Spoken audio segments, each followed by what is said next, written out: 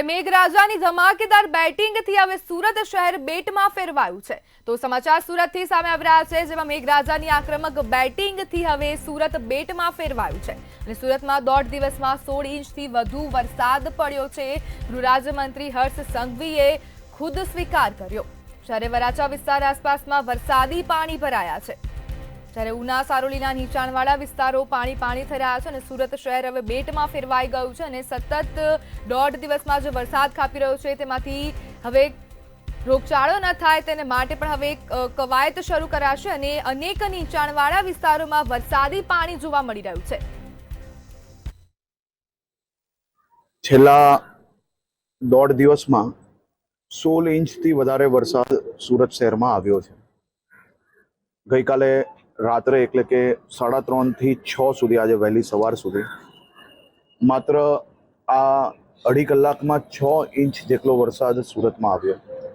સુરત શહેરના વરાછા ઝોન એ બી, પુનાગામ, સારોલી અને અન્ય અમુક વિસ્તારોમાં જેમ કે ઘરનાલાઓમાં ખૂબ પાણી ભરાયાના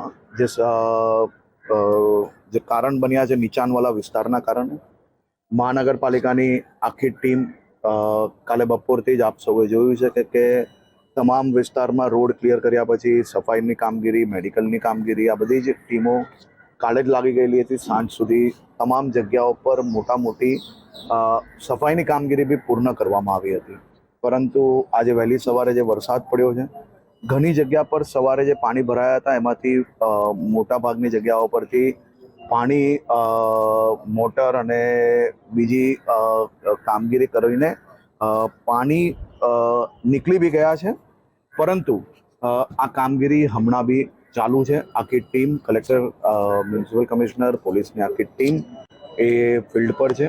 હું સતત સંપર્કમાં છું। મુખ્યમંત્રી શ્રી બી કલેક્ટર શ્રી અને મહાનગરપાલિકાના કમિશનર શ્રી અને પોલીસ કમિશનર શ્રી જોડે વાત કરી છે અને આ બાબતે જે કંઈ તૈયારીઓ કરવાની હોય કે પછી પાણી ઉતરવાની સાથે જ જે દવાઓ છાંટવાની કામગીરી છે, મેડિકલની ટીમની કામગીરી છે, જે કોઈ જગ્યા પર નીચાણવાળો વિસ્તાર છે જ્યાંથી શિફ્ટિંગની જરૂરત હોય એની બી કામગીરી કરવામાં આવી છે।